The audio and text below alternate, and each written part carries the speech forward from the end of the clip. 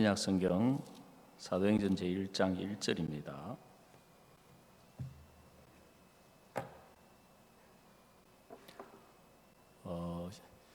예배 안내 보시는 분들은 실내 안내를 한번 세우셔가지고 지금 예배 인원이 조금씩 늘어나고 있기 때문에 앞자리부터 앉을 수 있도록 안내해 주시기 바라겠습니다. 뒤에 오신 분들이 지금 자리를 자꾸 찾아가지고 이리저리 이렇게 찾지 않도록 해주시고, 그리고 방역을 준수하셔가지고 의자에 파란 스티커가 있는 의자에 착석할 수 있도록 여러분들이 방역 수칙을 우리가 준수해 주시면 감사하겠습니다. 그래서 반드시 실내 안내를 세우셔가지고 앞자리부터, 지금 자리가 모자라서 그런 게 아니라 뒤쪽으로 다 앉으셨기 때문에 뒤에 늦게 오시는 분들이 자꾸 자리를 찾아서 지금 이리저리 헤매고 있는데 안내는 꼭 유념해 주시면 감사하겠습니다.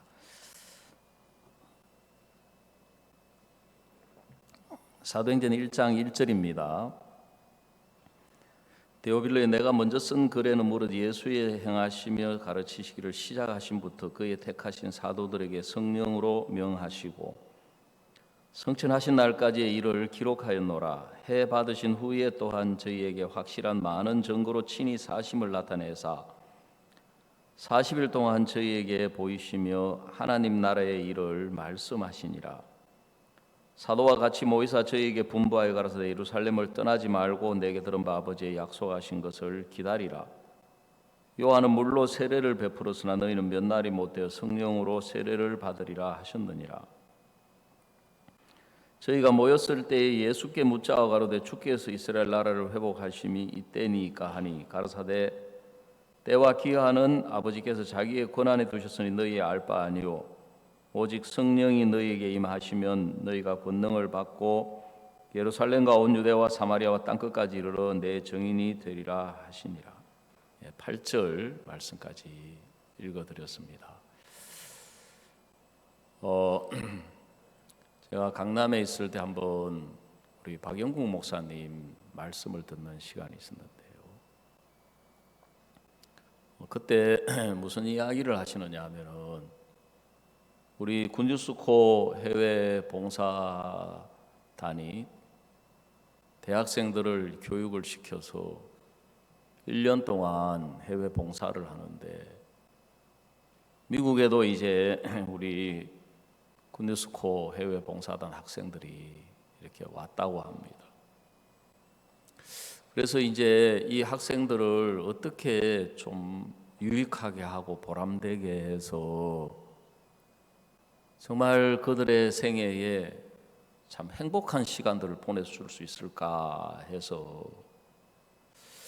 학생들이 원하는 것들을 생각을 해서 이제 미국 왔으니까 영어도 배우고 싶어 하고 또 미국의 막 그 유명한 세계적인 그 관광 명소 뭐 나이아가라 폭포라고 한다든지, 제가 뭐 미국을 여러 차례 갔지만 가본 데가 별로 없어가지고 이제 하여간 그런 이제 곳을 가도록 해주고 어떻게든지 이제 학생들의 마음을 맞추어 주려고 마음을 많이 썼다는 것입니다.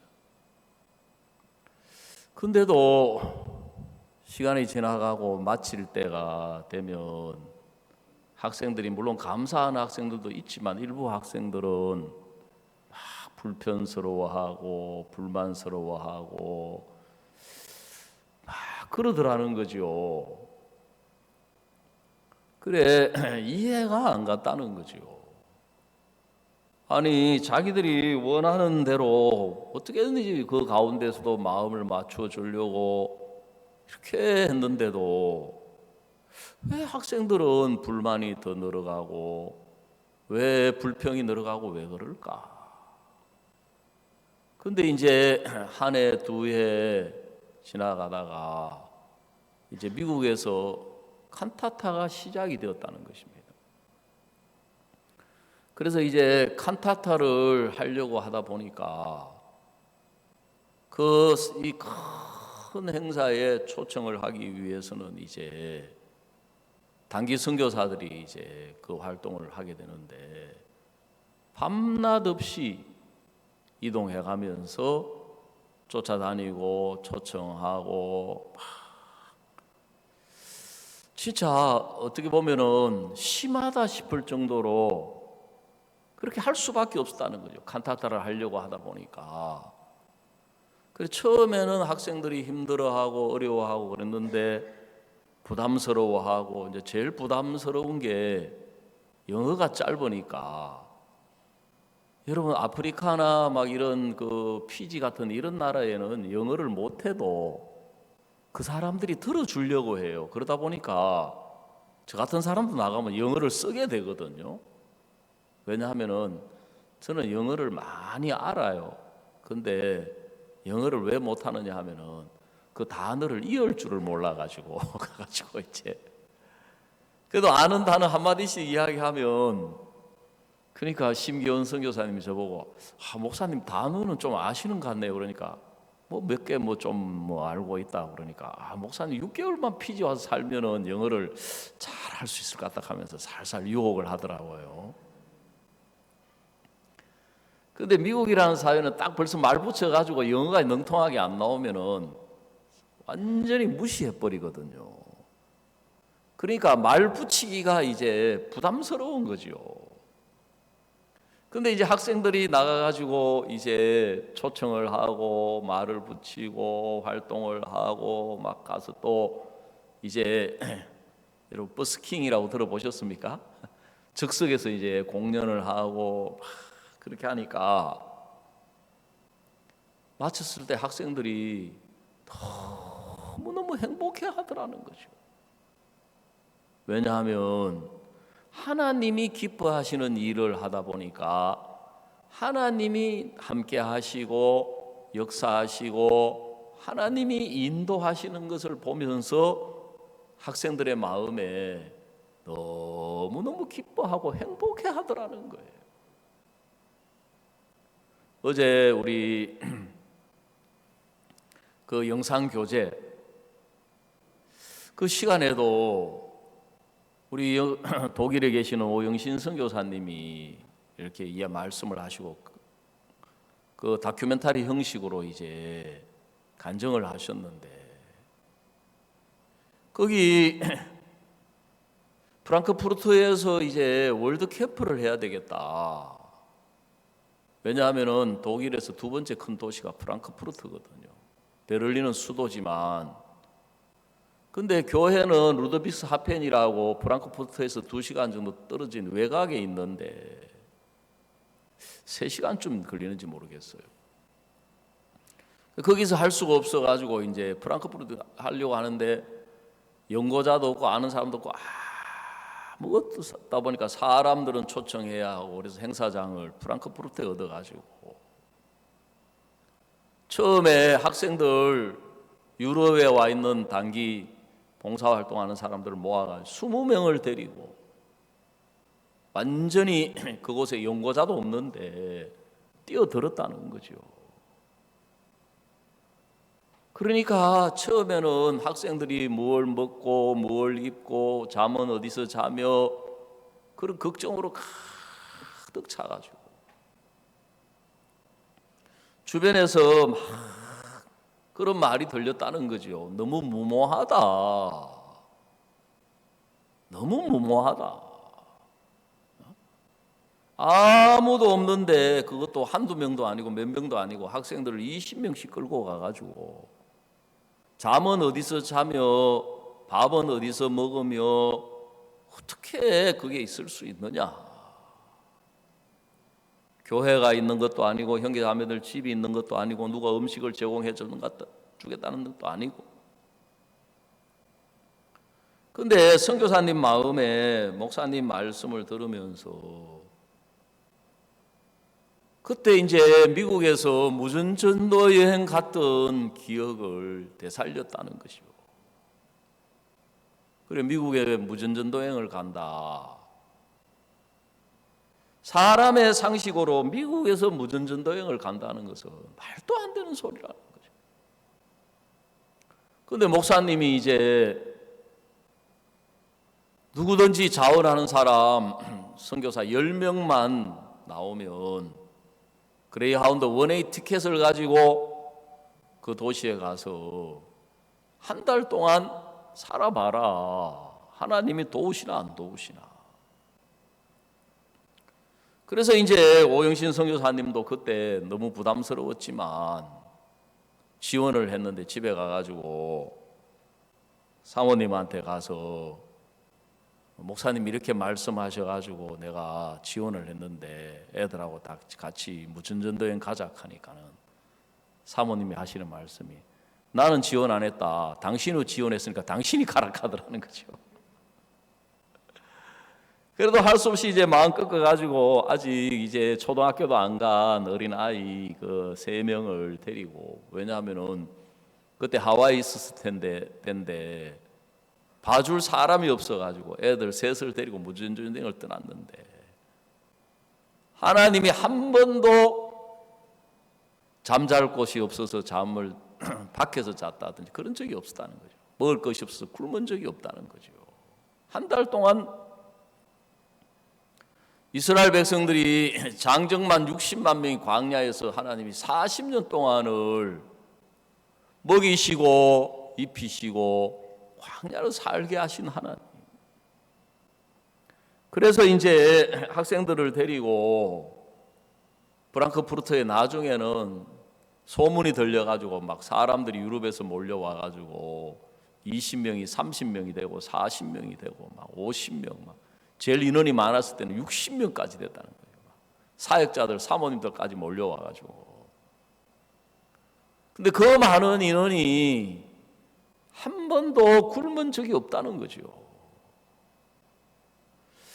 그래 한 번은 이제 어떤 남학생이 저녁에 이제 좀 늦은 시간에 배가 고파가지고 빵집에를 갔는데 그래 가보니까 이제 빵 가격이 딱 정해져 있잖아요. 그래 그 중에 이제 먹고 싶은 빵이 하나 있어서 그걸 사고 싶은데 호주머니에 넣어보니까 돈이 부족한 거예요.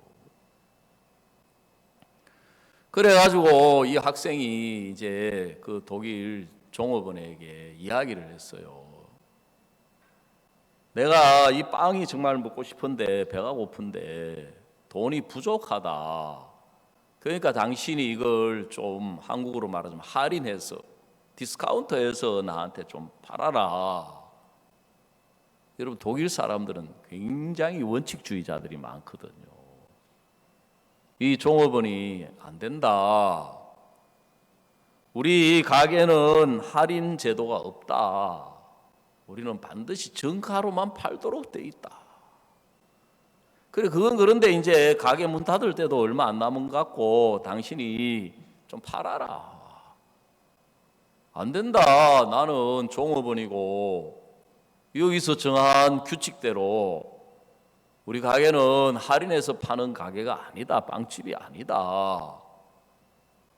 몇 차례 이제 이야기가 오고 갔는데 갑자기 종업원이 뭐라고 이야기하냐면은 당신 혹시 시간이 있으면 한 40분 뒤에 3, 40분 뒤에 올 수 있느냐? 올 수 있다. 왜 그러냐? 그러니까 이제 한 3, 40분 뒤면 영업 시간이 끝이 나서 문을 닫는데 당신이 그때 오면 여기 있는 빵 다 당신한테 줄게. 참말이냐? 참말이다. 어떻게 할인은 안 된다고 하면서 이 빵을 어떻게 다 줄 수 있느냐? 우리 가게는 원칙이 당일에 만들어 파는 빵은 당일 팔고 남는 거는 다 버리거나 아니면은 그 푸드뱅크라고 하는 거기에 빵을 기증을 하는데 네가 그 시간에 오면 이 빵 너한테 다 주겠다는 거죠. 그래가지고 진짜 한 3, 40분 지나가지고 그 가게에 가니까 거기 있는 빵 남은 걸 다 주더라는 거죠. 그러니까 막 이제 하나님이 함께 하시고 하나님이 먹이시고 하나님이 입히시는 걸 보면서 학생들이 그렇게 기뻐하고 행복해하고 감사해 하더라는 거죠. 여러분, 성경을 읽어보면 이 성경은 하나님의 말씀이시고 하나님의 마음이 들어있는데, 이 성경에는 하나님도 기뻐하시는 게 있고 하나님도 싫어하는 게 있으신 거예요. 우리도 좋아하는 게 있고 싫어하는 게 있듯이 하나님도 좋아하시는 게 있고 싫어하는 게 있는 거예요. 우리도 우리 선악의 기준에 의해서 선하게 보는 게 있고 악하게 보는 게 있는데, 하나님께서도 이 성경에 하나님이 선하게 보시는 게 있고 악하게 보는 게 있는 거예요. 우리도 뭘 귀하게 여기는 게 있고 가치 없게 천하게 여기는 게 있듯이, 하나님께서도 정말 귀하고 소중하게 여기시는 것이 있고 아무 가치 없고 천하게 여기시는 게 있는 거예요. 왜냐하면 하나님이 육체만 없을 뿐이지 살아 계신 분이기 때문에. 그런데 우리 신앙의 문제는 뭐냐면은 하나님이 좋게 여기는 것과 우리가 좋게 여기는 게 다르고, 하나님이 선하게 여기시는 것하고 우리가 선하게 여기시는 게 다르고, 하나님이 귀하게 여기시는 것하고 우리가 귀하게 여기는 게 다른데, 문제는 얼마만큼 다르냐 하면 너무너무 다른 거예요. 그래서 이사야 55장에 말씀하시기를 내 생각은 너희 생각과 다르며 내 길은 너희 길과 달라서 하늘이 땅보다 높은 같이 내 생각은 너희 생각보다 높고 내 길은 너희 길보다 높다 그랬는데, 그 생각만 하늘과 땅만큼 다른 게 아니라 모든 것이 하나님하고 우리하고 그렇게 다른 거예요. 근데 우리는 어떻게 해야 행복하다고 생각하느냐 하면은 내가 좋아하는 것, 내가 기뻐하는 것, 내가 원하는 것, 내가 보기에 선하게 보이는 것, 내가 보기에 귀하게 보이는 것들을 가지고 내 마음을 만족시켜야 행복하다고 생각을 하는 거예요.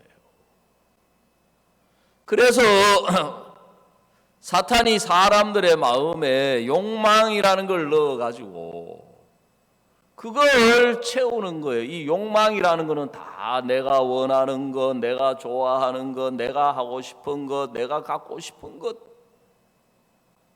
내 보기에 귀하게 여기고 내 보기에 선하게 여기는 것들을, 그걸 채우려고 우리 사람들이 애를 쓰며 살아가는 거예요. 그래서 육체 안에 있는 사람이 살아가는 원동력이 바로 그 욕망이라는 거예요. 그래서 이 자본주의가 이렇게 굴러가는 이유의 경제의 기본은 사람의 마음에 있는 욕망인 거예요.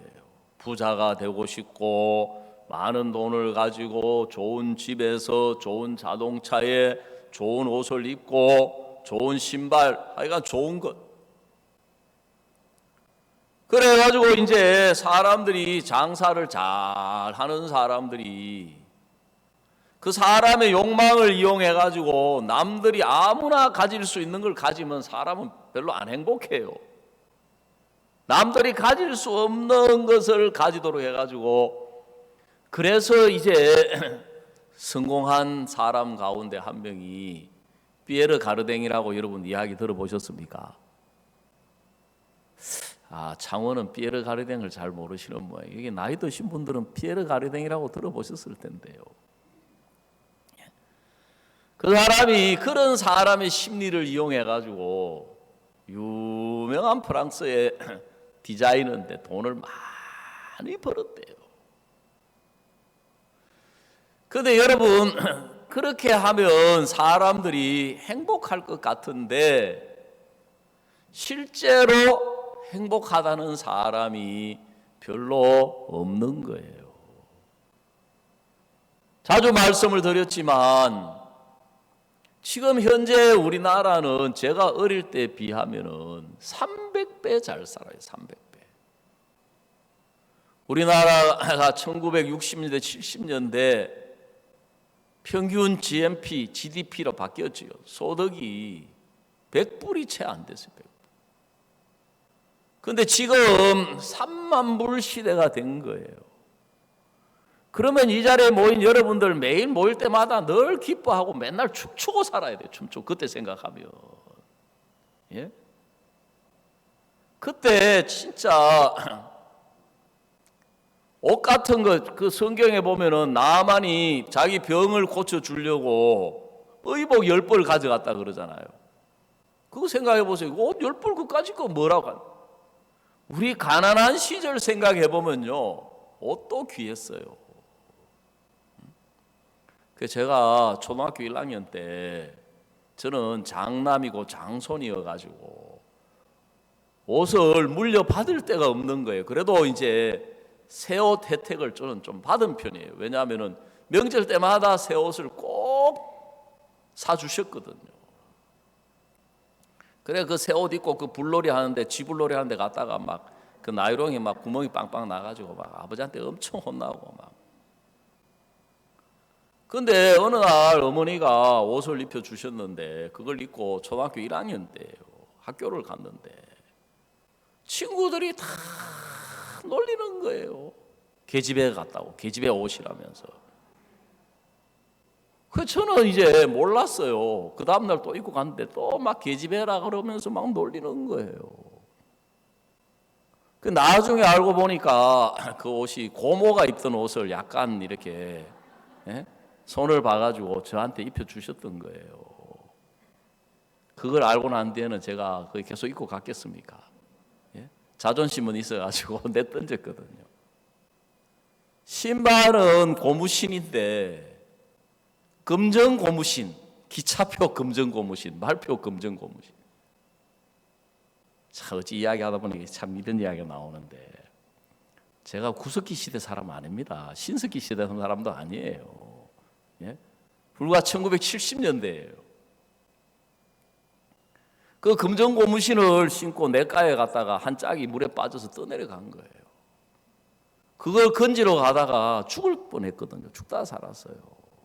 그 금전 고무신 그게 뭔데?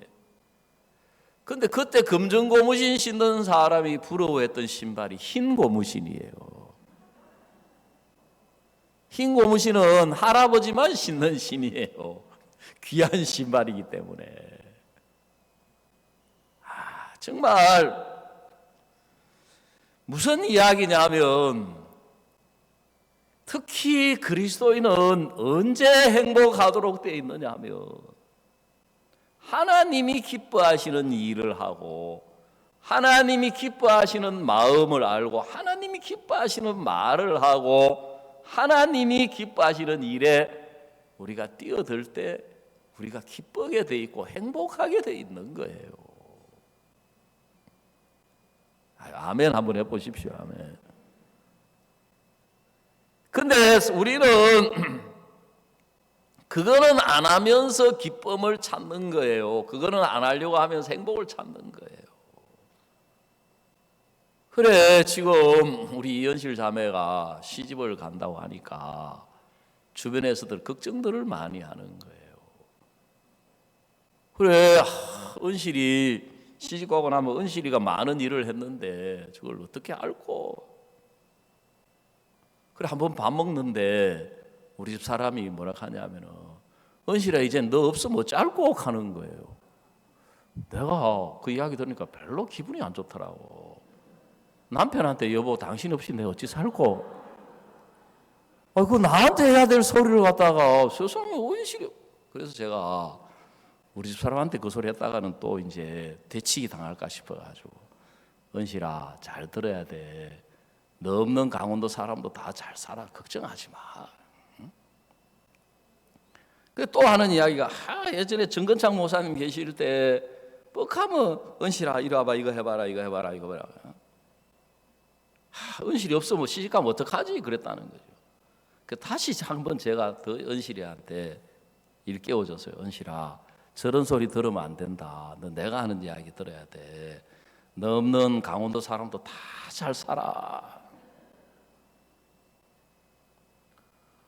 그래, 은실이 시집 간다고 하고 나면은 막 은실이가 우리 교회에서 하는 일이 뭐 방송부터 시작해가지고 뭐 인터넷 뭐 어마한 거 막. 저도 뻑하면 은실이 찾거든요. 부르거든요. 이거 왜 안 되냐? 이거 어떻게 하냐? 어떻게 하냐?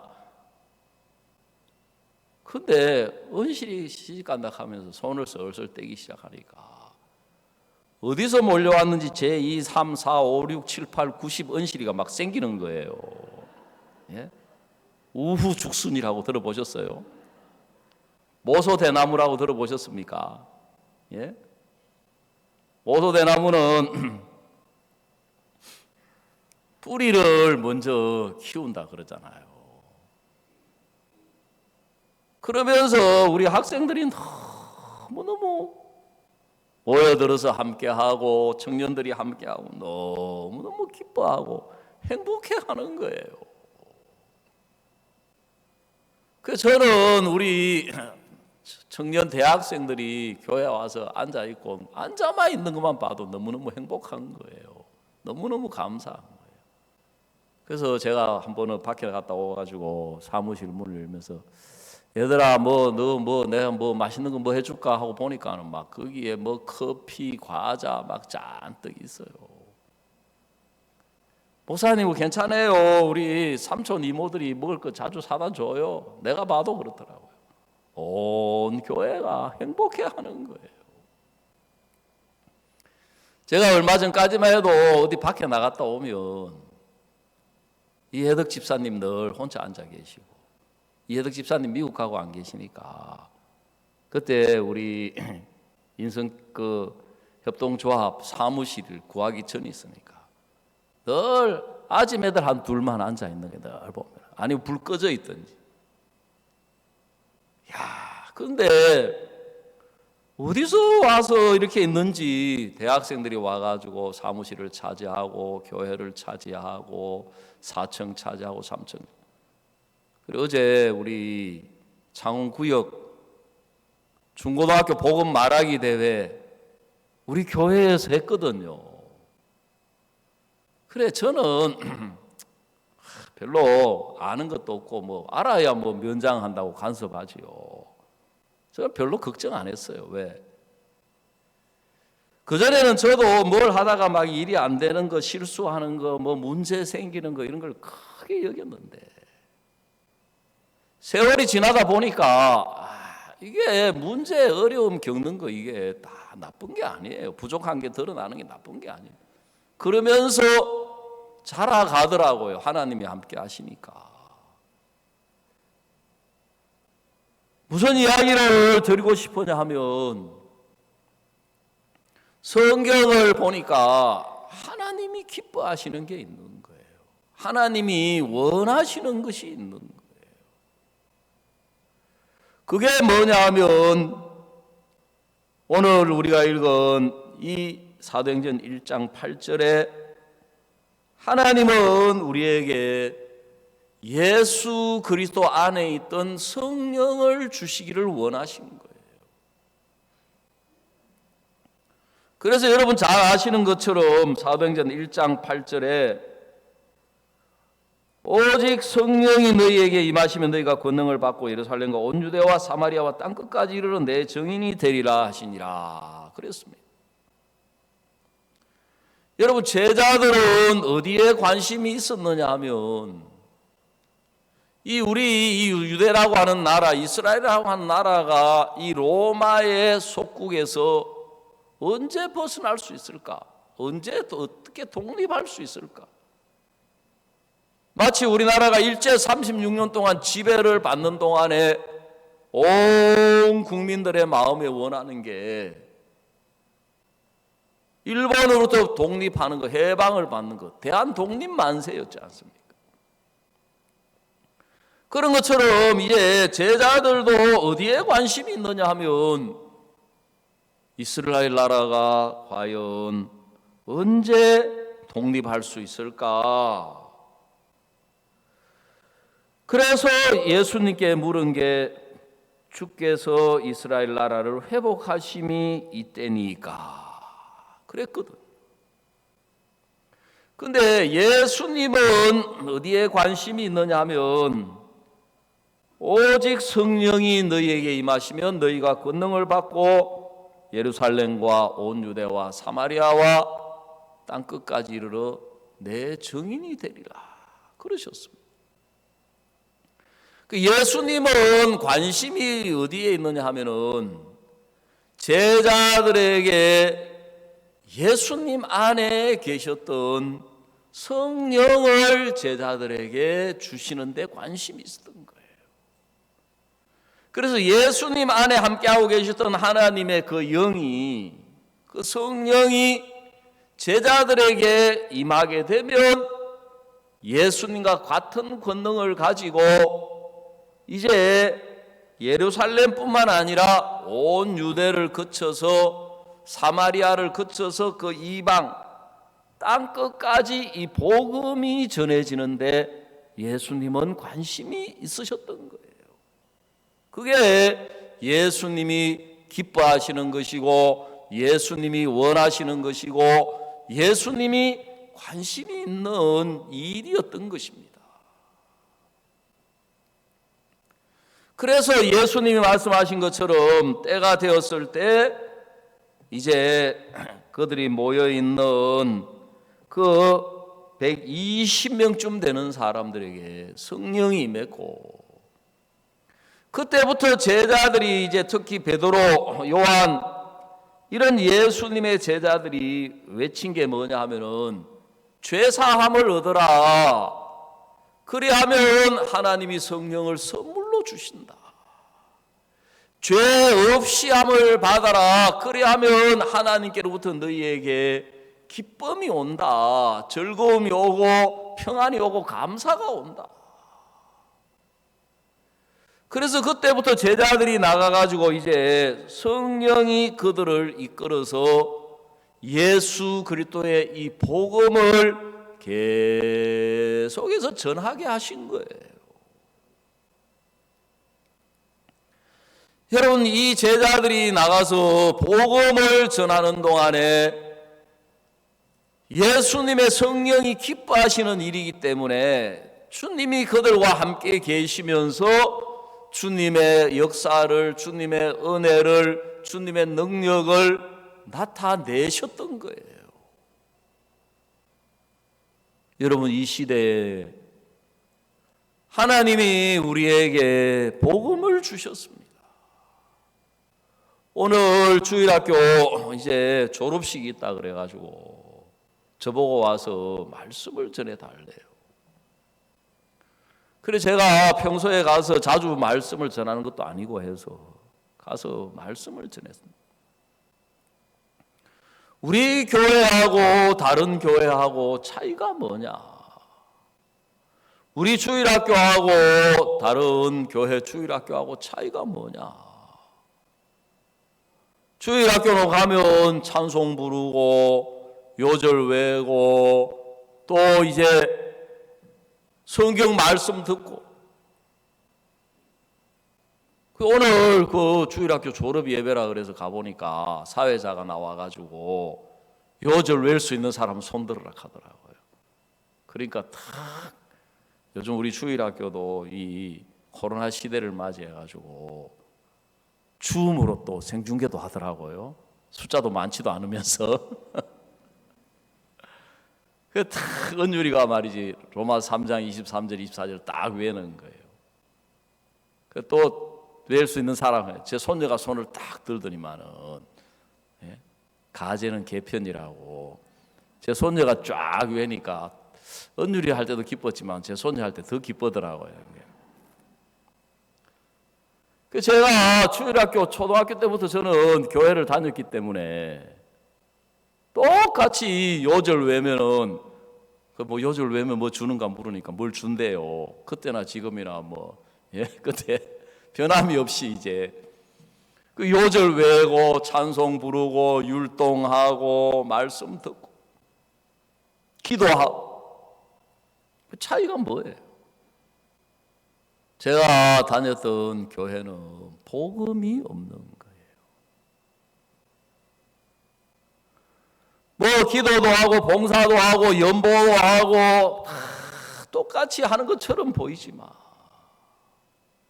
제가 교회 다니면서 배운 거는 늘 주여 죄인입니다. 주여 부족합니다. 주여 연약합니다. 그런데 하나님은 우리에게 이 복음을 주신 거예요. 예수 그리스도가 이 땅에 오셔서 우리의 모든 죄를 씻어 주셨다. 그걸 다른 말로 세상 죄라고 이야기하지 않습니까? 세상 죄를 예수님이 짊어지셨다. 이 세상 죄를 예수님이 짊어지셨다면 그 세상 죄 속에 내 죄가 들어있구나.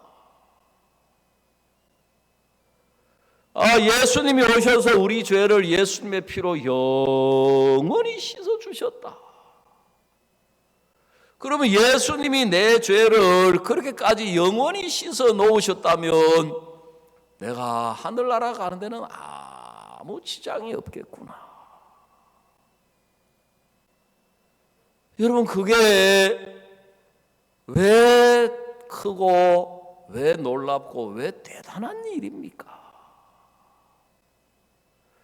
우리가 그 죄 사함을 확신하면은 하나님께서 예수 그리스도 안에 있던 성령을 우리에게 주시겠다고 약속하신 거예요. 자, 사도행전 2장 38절을 찾겠습니다.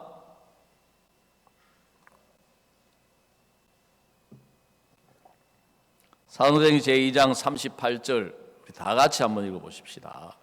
시작. 베드로가 가로되 너희가 회개하여 각각 예수 그리스도의 이름으로 세례를 받고 죄 사함을 얻어라. 그리하면 성령을 선물로 받으리니 그랬습니다. 이 복음을 전해서 죄 사함을 받으면 하나님이 우리에게 성령을 선물로 주시겠다는 거예요. 그래서 이 약속은 너희와 너희 자녀 모든 먼데 사람 곧 주 우리 하나님 얼마든지 부르시는 자들에게 하신 것이라 하고. 여러분, 우리 마음에 예수 그리스도의 성령이 찾아오시면 여러분, 성령이 우리에게 하시는 일이 뭐냐 하면 하나님이 무엇을 기뻐하시는지, 하나님이 무엇을 원하시는지, 즉 하나님의 마음을 알고 깨우쳐 주셔서 우리 마음을 이끌어서 하나님과 마음이 하나 되도록 하시는 일을 성령이 하시는 거예요. 여러분, 그렇기 때문에 우리가 우리 입으로 이 복음을 말할 수 있다. 이거는 성령으로 말미암지 않으면, 성령이 아니면 절대로 할 수 없는 것들이 바로 이 복음이에요. 어제 우리 복음 말하기 대회를 하는 걸 보면서 우리 중고생들 어릴 때부터 복음 말하기 대회 나와서 대회를 하려면 복음을 수없이 생각하고 또 생각하고 그걸 발표하려면 외고. 여러분, 이게 왜 놀라운 일이냐 하면 하나님께서 우리의 이 복음, 이 새 언약은 예레미야 31장 33절에 내 법을 저들의 속에 두며 그 마음에 기록하리라 그랬어요. 히브리서 10장에서는 내 법을 그들의 마음에 두고 그들의 생각에 기록하리라. 여러분, 하나님이 가장 기뻐하시고 가장 귀하게 여기고 가장 크게 여기시는 게 바로 예수 그리스도의 이 복음인 거예요. 그런데 사탄은 우리 마음에 하나님과 다른 마음, 그래 그 복음도 귀하지만 그래도 우리가 먹는 것도 귀하고 마시는 것도 귀하고 우리 나름대로 또 우리에게 크게 여기고 귀하게 여기고 좋게 여기는 게 있어가지고 우리 마음이 그걸 따라가다 보면 하나님이 크게 여기고 귀하게 여기는 것이 자연히 등한시되게 되고 첫 번째가 안 되고 두 번째가 되는 거예요. 두 번째가.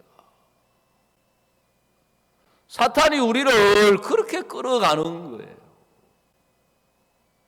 그런데 우리 마음에 복음을 생각하고 이 복음을 이야기하고 복음을 말하려고 하면 먼저 마음에 생각을 해야 되기 때문에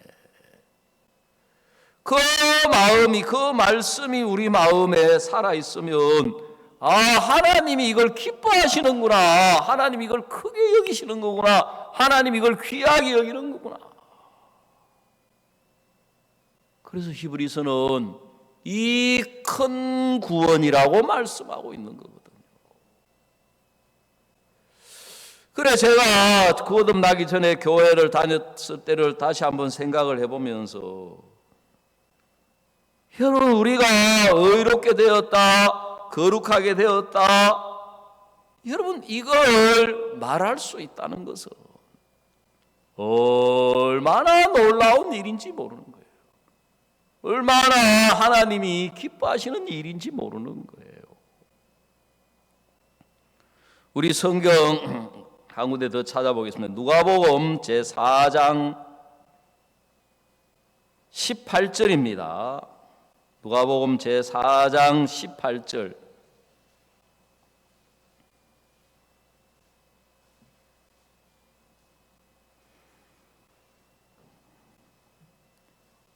여기 보시면 주의 성령이 내게 임하셨으니 이는 가난한 자에게 복음을 전하게 하시려고 내게 기름을 부으시고 나를 보내사 포로된 자에게 자유를, 눈먼 자에게 다시 보게 함을 전파하며 눌린 자를 자유케 하고 주의 은혜의 해를 전파하게 하려 하심이라 그랬습니다. 바로 이 말씀은 이사야 61장 1절을 예수님이 인용하신 말씀이에요. 예수님에 대한 말씀인데 주의 성령이 내게 임하셨으니 하나님의 성령이 임한 그 이유, 목적이 뭐냐면 이는 가난한 자에게 복음을 전하게 하시고 그리고 내게 기름을 부으시고 나를 보내사 포로된 자에게 자유를, 눈먼 자에게 다시 보게 함을 전파하며 눌린 자를 자유케 하고 주의 은혜의 해를 전파하게 하려 하심이라 그랬습니다. 그래서 예수님은 그 하나님의 성령이 임하신 그 하나님의 마음을 따라서 하나님과 같은 마음을 가지고 같은 생각을 가지고 이 땅에 계시는 동안에 복음을 전파하고 하나님의 일을 계속 하시는 동안에 하나님이 예수님을 기뻐하셔서 예수님과 함께 계시면서 하나님을 나타내실 수가 있다는 것입니다. 여러분, 예수님 안에 있던 하나님의 성령을 우리에게 주셨습니다. 여러분이 예수님의 피로 죄를 사함받아서 거룩하게 되고 의롭게 되고 온전케 되셨다면 하나님이 분명히 성령을 선물로 주시겠다고 약속하셨기 때문에 우리 안에 예수 그리스도의 성령이, 동일한 성령이 살아 계시는 거예요.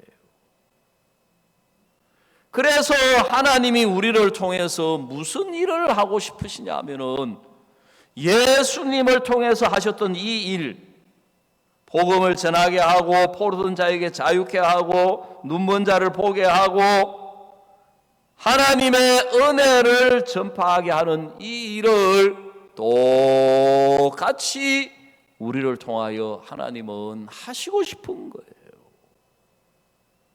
그래서 예수님이 제자들에게 때와 기한은 아버지께서 자기의 권한에 두셨으니 너희의 알 바가 아니요 오직 성령이 너희에게 임하시면 너희가 권능을 받고 예루살렘과 온 유대와 사마리아와 땅끝까지 이르는 내 증인이 되리라. 여러분, 하나님이 우리를 구원하신 목적은 예수님을 통해서 하셨던 것과 똑같은 일을 우리를 통해서, 우리 교회를 통해서, 우리 교회는 그리스도의 몸이니까, 그래서 우리에게 예수 그리스도의 성령을 주실 것입니다. 여러분, 우리 교회가 복을 받으려면, 우리 교회, 우리 형제 자매님들의 마음이 행복해지고 기쁨이 가득하고 평안이 가득하고 소망이 가득하려면 바로 이 하나님이 우리를 구원하신 이 하나님의 마음과 하나가 되어서 우리도 예수 그리스도와 같이 복음을 전하고 예수 그리스도를, 하나님의 은혜를 나타낼 때 하나님이 우리와 함께 하시면서 하나님을 나타내시고 능력을 나타내시고 역사를 나타내시고 그렇게 일을 하시는 거예요. 그래, 어제 복음 말하기 대회를 하면서 이제 앞으로 우리 교회도 복음 말하기 대회를 하려고 하는데, 우리 교회 어제 그 발표하는 그 학생들을 보니까 야, 정말 수준 차이가 있기는 하지만은 잘하는 학생은 진짜 놀랍더라고요. 오늘 제가 예배 전에 한번 그걸 영상으로 보여드리려고 했는데 광고가 많아가지고 적다 보니까 깜빡 잊어버렸어요. 예? 저도 죄송하지만 이 나이가 들어서 그런지 그래도 잊어버렸다는 걸 금방 생각나는 보니까 아직 치매까지는 아닌 것 같은데 한번 다음 주에는 꼭 한번 우리 그걸 여러분 모두 들어보셨으면 좋겠어요. 제가 그 학생들을 보니까 그냥 너무너무 아름다운 거예요. 너무너무 귀하게 보이고 너무너무 행복하게 보이는 거예요. 야, 저 학생들이 저렇게 복음의 귀한 걸 알고 저 마음을 가지고 살면 하나님이 우리 학생들 정말 놀라운 학생들로, 복되고 너무 은혜로운 학생들로 자라가게 하시겠다. 정말 제가 어제 깜짝 놀랐어요. 얼마나 복음을 전달을 잘하고 잘 풀어나가는지 그걸 보면서 저는 사람이 좀 약간 그 경상도 말로 야식거리한 데가 있어가지고 순수치가 못해서 저게 진짜 저 아이의 실력일까? 아빠가 개입했을까? 엄마가 개입했을까? 그래 하든 어찌하든 정말 예수 그리스도의 복음을 말하고 나타낼 수 있다는 게 얼마나 귀하고 복된지 모르는 거예요. 여러분, 우리 바우스 목사님께서는 1962년에 구원을 받고 난 뒤에 성경을 읽으시면서 하나님이 기뻐하시는 것이 뭐냐, 이 시대를 향한 하나님의 뜻이 뭐냐, 하나님이 크게 여기시는 게 뭐냐, 하나님이 귀하게 여기시는 게 뭐냐, 하나님이 가장 크게 여기는 게 이 복음이구나, 하나님이 가장 귀하게 여기시는 게 이 복음이구나, 하나님이 가장 기뻐하시는 게 이 복음 전하는 거구나, 그 마음을 가졌었기 때문에 배가 고플 때도 복음을 전하셨고 추위에 떨 때도 복음을 전하셨고 핍박이 오고 무시가 오고 멸시가 오고 가진 게 없고 조건이 없고 아무것도 없어도 계속해서 이 복음을 전하시니까 하나님이 그걸 가장 기뻐하셔서 하나님을 나타내시고 하나님이 함께 하시면서 능력을, 역사를, 은혜를 나타내시는 거예요. 근데 마귀는 우리에게 나는 저런 믿음이 없어, 나는 저렇게 못 살아, 그게 아니에요. 목사님 마음에 하나님이 가장 크게 여기는 걸 크게 여기시고 가장 귀하게 여기는 걸 귀하게 여기시고 하나님이 가장 영광스럽게 여기는 걸 영광스럽게 여기시니까 그걸 계속해서 이야기하시고 그걸 계속 이야기하시는 그 자체가 기쁨이고 감사하고 영광이고 은혜고 하나님도 기뻐하시고 축복하시고 하나님의 역사를 나타내실 수가 있는 거예요. 그래서 저도 제가 이렇게 보면서 내 신앙의 문제가 내가 크게 여기는 게 따로 있는 거예요. 내가 귀하게 여기는 게 따로 있는 거예요. 내가 중요하게 여기는 게 따로 있고 내가 선하게 여기는 게 따로 있는데 여러분 그게 알고 보면 전부 하나님을 대적하는 거예요. 여러분 복음을 전하고 믿음으로 달려가는데 절대로 형편이 가로막는 게 아닙니다.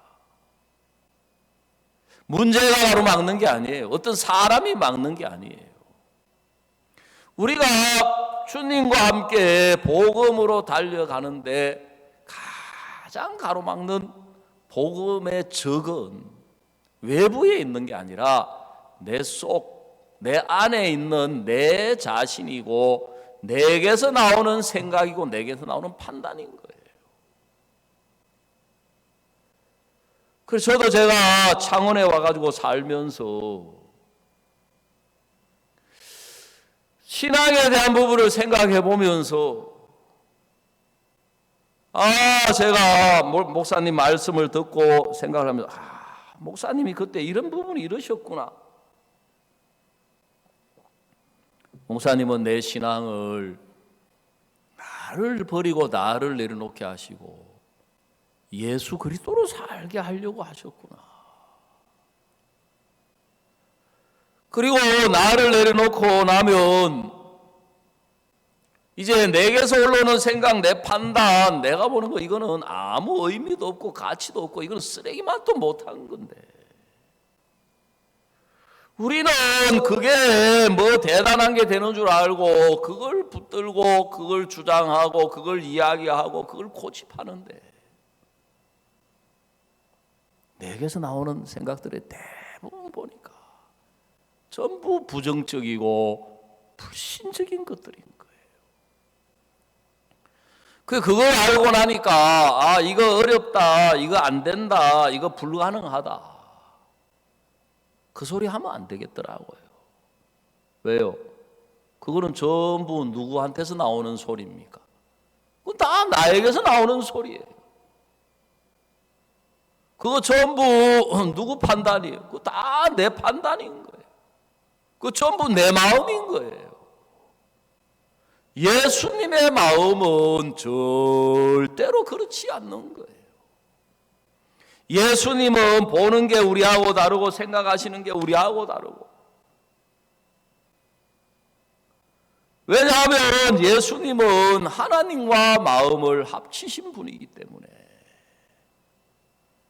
예수님은 하나님이 기뻐하시는 일을 하셨고 하나님이 기뻐하는 말씀을 하셨고 하나님이 원하는 마음을 받아들여서 하나님으로 말미암아 살아가셨던 분이신 거예요. 그래서 그 성령을 우리에게 주셔서 우리에게도 하나님이 기뻐하시는 하나님의 마음, 하나님의 뜻, 하나님의 생각을 깨우쳐 주셔서 내 생각을 버리게 하고 내 판단을 버리게 하고 그래 뭐가 어렵다, 뭐가 안 되겠다, 뭐가 힘들겠다 이런 것들은 전부 다 인간에게서 나오는 생각인 거예요. 그래서 제가 여기 창원에 와 살면서 뭐 크고 뭐 불가능하고 무슨 위대한 일은 내가 아닐지라도 내 앞에 닥치는 크고 작은 일들, 형편, 어떤 문제, 어떤 누구를 만나든지 이 사람 안 되겠다, 이 사람 어렵겠다, 그 소리 하면 안 되겠다. 그거는 예수님의 소리가 아닌 거예요. 그거는 예수님의 말씀이 아닌 거예요. 그거는 예수님의 마음이 아닌 거예요. 어떤 사람을 봐도, 누구를 만나도 그 사람이 나에게 어떻게 대할지라도 그거는 하나도 예수님께는 문제가 아니고 중요한 게 아닌 거예요. 내가 볼 때 어렵게 보이고 안 될 것 같게 보이고 내가 볼 때 힘들 것 같고 내가 볼 때 불가능할 뿐이지. 그거 조금 생각하면서 살아보니까 여러분, 사람 만나는 게 제일 행복한 거예요. 사람 만나주는 게 제일 행복한 거예요. 사람 만나가지고 제가 하는 이야기 들어주시는 분, 들어주시면 안 들어줘도 감사하고 들어주시면 더 감사한 거예요. 그렇게 사니까 너무너무 행복한 거예요. 그렇게 사니까 문제될 게 없어요. 어려울 게 없어요. 힘들 게 없어요. 왜 문제가 된다든지 어렵다든지 힘들다든지 그거는 전부 다 나에게서 나오는 내 소리고 내 마음이지 예수님의 마음이나 예수님의 소리는 아닌 거예요. 그래서 우리가 거듭나서 예수 그리스도와 함께하는 신앙은 너무너무 복된 거다. 그 신앙이 안 되는 이유는 다른 거 아무것도 없고 하나님이 기뻐하시는 것을 우리가 선택하면 되는 거예요. 근데 마귀는 그걸 못하게 하는 거라요. 하나님이 싫어하는 게 있어요. 하나님이 미워하는 게 있어요. 하나님이 싫어하는 게 뭐냐면 우리 마음에 자기를 믿는 거예요. 왜 하나님이 그걸 싫어하시느냐 하면 마귀의 역사이기 때문에 그래요. 그 마귀가 우리를 믿도록 만들고 나를 세우도록 만들고 나를 좋게 여기고 나를 크게 여기고 나를 귀하게 여기도록 만드는 목적이 뭐냐면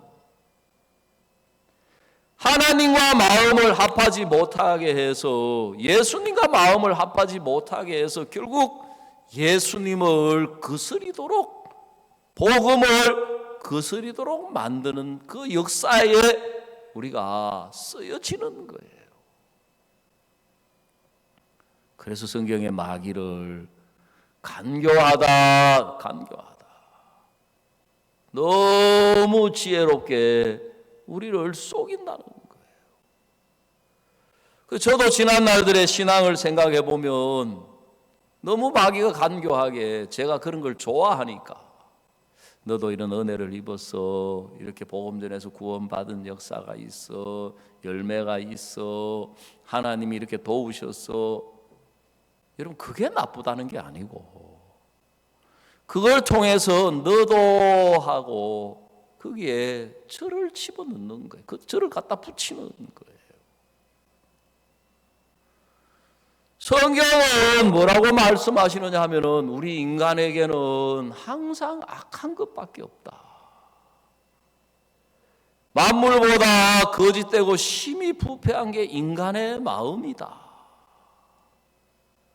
하나님이 보실 때는 우리에게 선한 게 없고 옳은 게 없고 귀한 게 없고 아름다운 게 없는데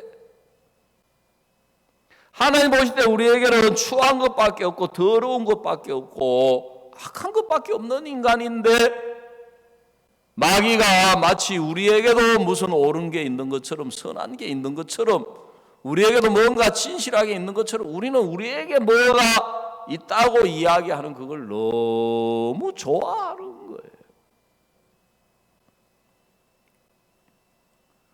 그래서 성경을 하나님을 가까이 하려고 하면 할수록 하나님의 세계에 들어가려고 하면 할수록 가장 걸림돌 되는 게 내가 추하고 부족하고 못나고 연약한 게 아니에요. 내 잘나고 똑똑하고 내 선하고 내 옳고 내 진실하고 내 보기에 좋아 보이는 것들이 사탄에게 속아서 우리가 복음보다도 예수님보다도 말씀보다도 그러니까 내 생각이 더 큰 거예요. 그리고 욥기 22장에 보면은 풀이도 버리라고 했지만 내 보배를 진토에 버리고 오빌의 금을 강가에 돌에 버리라. 왜 그렇게 하냐면 그리하면 전능자가 내 보배가 되시며 내게 귀한 은이 되시리니 그랬는 거예요.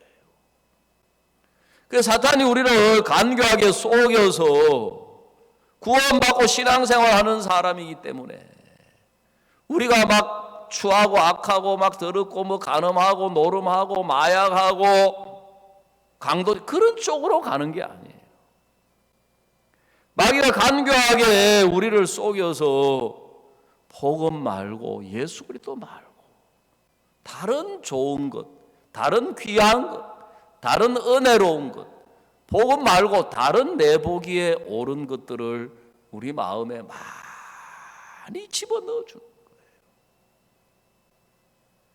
그러니까 우리는 사탄에 대해 속는 줄도 모르고 그냥 살아가는 거예요. 내 보기에 좋은 걸 쫓아서 내 보기에 크게 여기고 내가 볼 때 중요하게 여기고 내가 볼 때 그러는 동안에 복음은 뒷전이 되는 거예요. 복음은 두 번째가 되는 거예요. 그래 우리가 지금 복음 말하기 대회를 한다든지 유튜브를 가지고 구원 간증을 촬영한다든지 여러분 이런 일을 하는 것은 제가 어제 우리 작년회 때 이야기했습니다. 여러분은 어떻게 생각하실지 모르지만 지금 우리가 유튜브를 통해서 내가 구원 간증을 촬영을 해가지고 다른 사람 말고 우선 1차적으로 내 전도 노트에 있는 내가 아는 사람들에게 그걸 다 전달한다. 세월이 지나가지고 주님 앞에 돌아볼 때 그것만치 크고 위대한 일이 없을 겁니다. 그것만치 복된 일이 없어요. 그거보다 더 놀라운 일이 없어요. 그거보다 더 위대한 일이 없어요. 성경 다니엘서에 많은 사람을 옳은 대로 돌아오게 하는 자는 하늘의 별과 같이 빛날 것이라고 이야기합니다. 그런데 사탄은 우리 마음에 작은 부담 이런 것들을 넣어줘가지고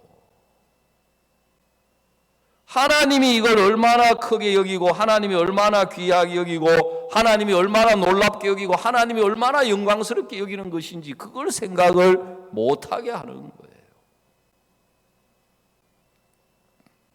그러니까 목사님이 일평생을 복음만을 위하여 사실 수 있었던 것은 다른 게 아니고 하나님이 이걸 제일 크게 여기시는구나. 하나님이 가장 이걸 기뻐하시는구나. 하나님이 가장 이걸 영광스럽게 여기시는구나. 하나님이 가장 원하시는 것이 이것이구나.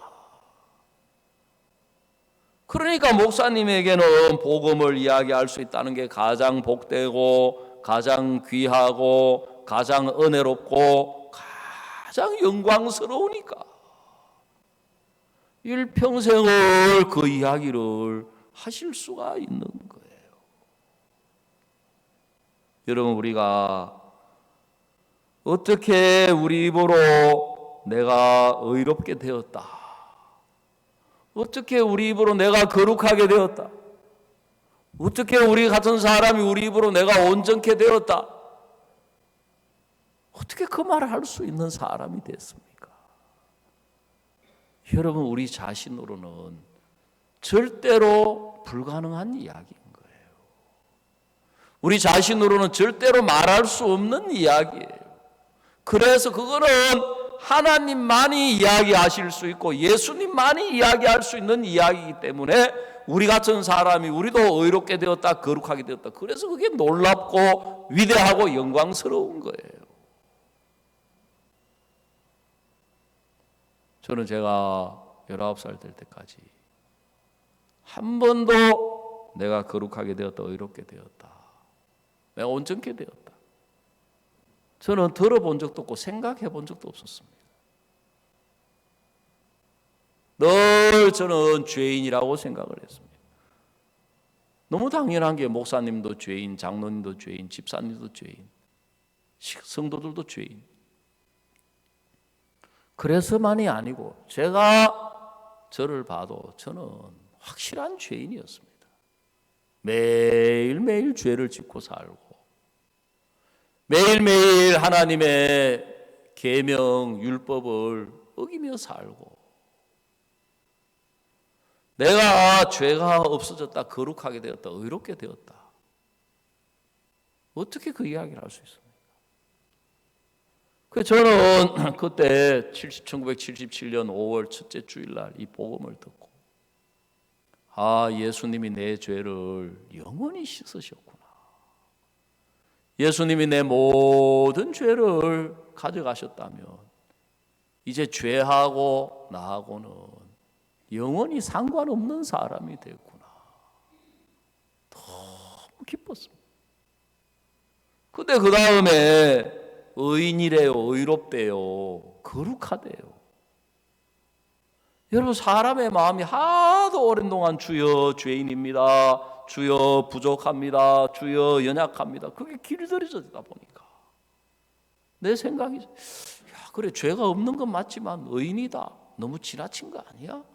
의롭다, 이건 너무 지나친 거 아니야? 그 생각이 찾아오는 거예요. 기쁜데, 감사한데. 지금 생각해 보면 그게 사탄인 거예요. 왜? 하나님과 마음을 합치지 못하게 해서. 하나님이 기뻐하는 이야기.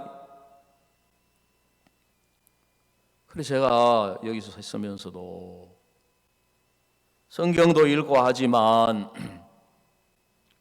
또 신앙 서적도 읽으면서 거기서 목사님이 하나님께로부터 받은 마음, 그걸 하나씩 비춰보면서 정말 말로라도 내가 부정적인 이야기를 해서는 안 되는구나. 이민철 목사님이 작년에 코로나가 시작이 되면서 그때 CLF 하려고 전 세계에서 3,000명이 뉴욕에 모여서 CLF를 하도록 준비가 다 돼 있었고, 일부 목사님들은 지금 미국에 몇 사람 들어왔는 거예요. 그런데 뉴욕 주지사가 코로나로 인해서 200명 이상 못 모이게 하니까 이걸 10개, 20개로 쪼개야 되나 어떻게 해야 되나 아무리 생각해도 안 되겠더라는 거죠. 그래서 임민철 목사님한테 가셔가지고, 목사님 아무래도 CLF를 못할 것 같습니다. 취소해야 될 것 같습니다. 그러니까 이 목사 그렇게 왜 이야기를 해? 그렇게 이야기하지 말고 연기해야 되겠다고 그렇게 말해야 돼. 그러니까 우리는, 여러분, 주님의 일은 어떤 형편, 어떤 어려움에 의해서 중단될 수 있는 게 아니거든요.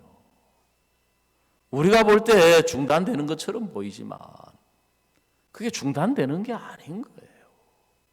주님은 더 크고 더 놀랍고 더 어마어마한 일을 계획하고 계셨던 거예요. 그래, 연기한다고 해야 돼. 그러니까 안 된다 하는 그 이야기는 우리가 결론을 내린 거잖아요. 그래서 그 이야기를 들으면서도 제 마음속에 내가 내 생각에서조차도 어떤 사람도 저 사람 안 되겠다, 저 사람은 어렵겠다, 힘들겠다, 내가 그 생각 받아들이면 그게 주님과 다른 마음을 갖는 거예요. 다른 생각을 가지는 거예요. 그걸 누가 제일 기뻐하겠습니까? 누가 제일 좋아해요? 마귀가 그걸 제일 좋아하고 제일 기뻐할 생각이고 기뻐하는 마음. 주님은 무엇을 기뻐하시겠습니까? 우리가 주님과 같은 마음을 가지고 주님과 같은 말을 하고 주님과 같은 소리를 하고 주님이 기뻐하시는 우리가 그 일을 할 때 우리 교회가 가장 복되고 여러분 우리 형제 자매들 한 사람 한 사람 가장 복되게 돼 있는 거예요. 그래서 우리가 2018년 한 해 하나님이 창세기 28장 14절에서 말씀하시기를 내 자손이 땅에 티끌같이 되어서 동서남북에 편만할지며 땅의 모든 족속이 너와 내 자손을 인하여 복을 얻으리라 그랬어요. 그냥 예수 그리스도를 인하여 복을 얻으리라 하지 아니하고 거기 자손은 예수님을 가리키는데 갈라디아서에서 너와 내 자손을 인하여 그랬는 거예요. 우리와 우리 안에 계신 예수 그리스도로 말미암아 우리 주변에 있는 모든 사람이 복을 얻는 한 해를 주신 거예요. 어떻게 우리 주변에 있는 모든 사람이 복을 얻을 수 있습니까? 너와 내 자손을 인하여 바로 예수 그리스도로 말미암아 이 복음으로 말미암아. 그래서 저는 하나님 앞에 우리가 이 복음을 직접 만날 수 없지만 온라인으로 전하려고 하니까 촬영을 하고 해서 그걸 다 전달하고 앞으로 복음 말하기 대회를 해가지고 그걸 전달하고 또 앞으로 우리가 마인드 대회를 해가지고 우리가 어려움 이겼던 그 마음의 세계를 전달해 나가며 올 한해 하나님이 틀림없이 우리에게 어느 해보다도 비교할 수 없는 많은 거듭난 생명들을 일으켜 주신다. 확실한 거예요.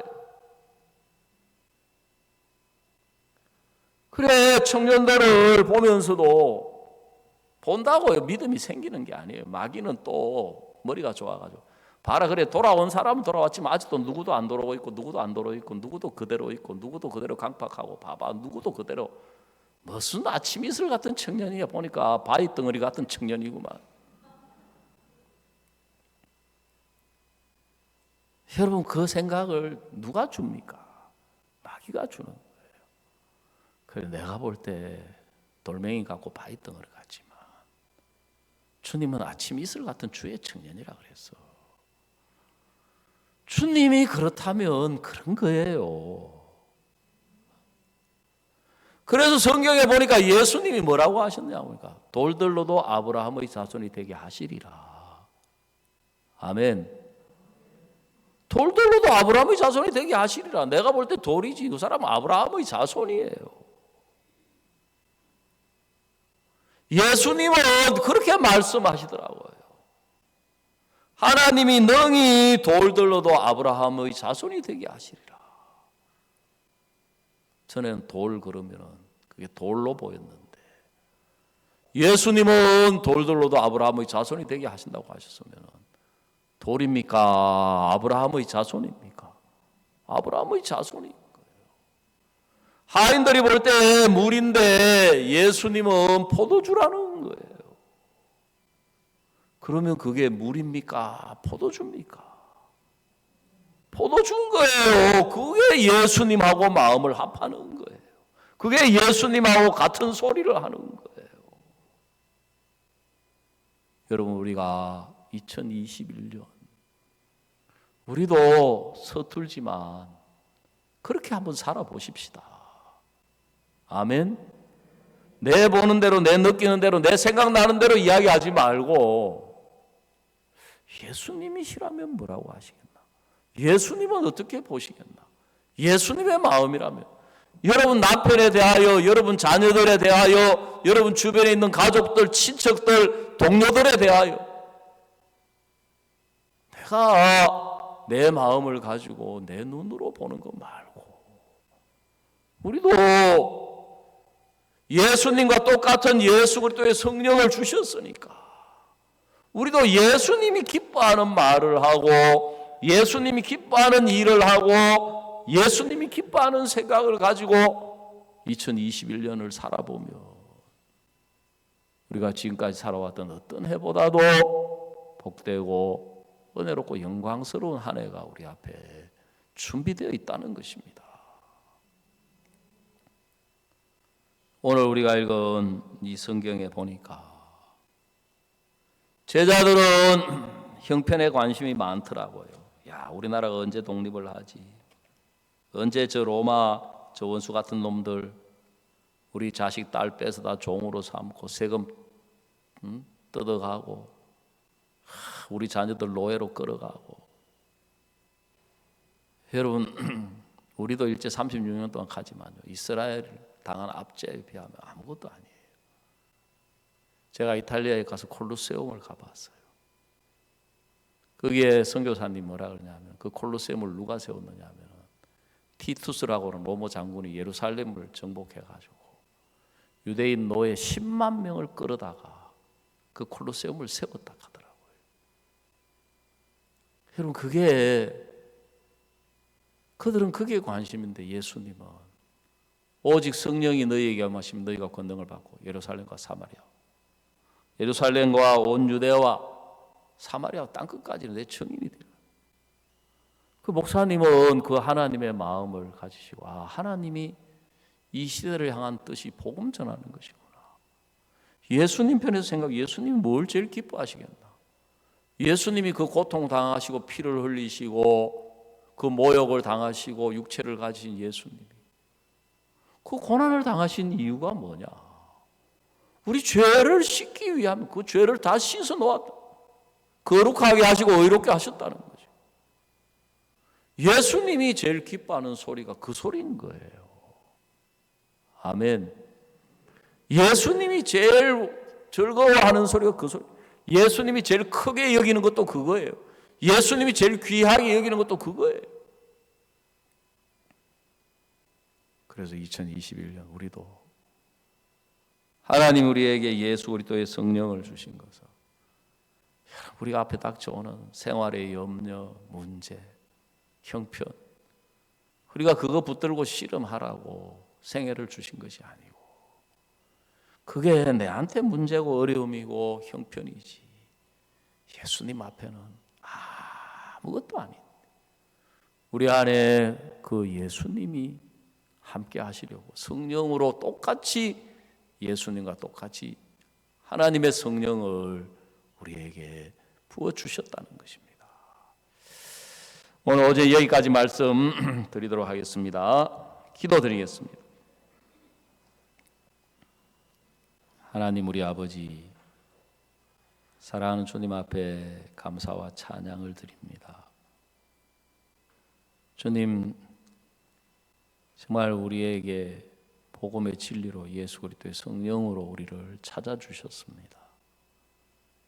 우리가 구원을 받고 참 감사하고 기쁘지만 사탄은 우리 마음에 이 복음을 예수 그리스도의 진리가 이 말씀이 가장 크고 귀하고 복되고 놀라운 것으로 자리 잡지 못하게 하려고 세워지지 못하게 하려고 다른 우리가 보기에 더 귀하게 보이고 더 크게 보이고 우리가 보기에 더 옳게 보이는 많은 것들을 넣어서 우리 마음을 주님이나 복음이 아닌 다른 곳으로 끌어가서 세상 사람처럼 염려하고 근심하고 우리가 걱정하고.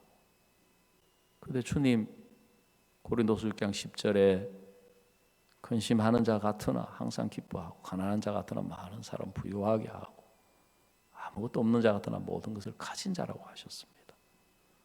우리도 앞선 종처럼 근심하는 자 같으나 아무것도 없는 자 같으나 가난한 자 같은 자를 버리고 예수 안에서 부유한 자로 항상 기뻐하는 자로 모든 것을 가진 자로 사는 것이 무엇인지 우리 마음을 열어서 주님을 보게 하시고 듣게 하시고 알게 하시고 깨우쳐 주셔서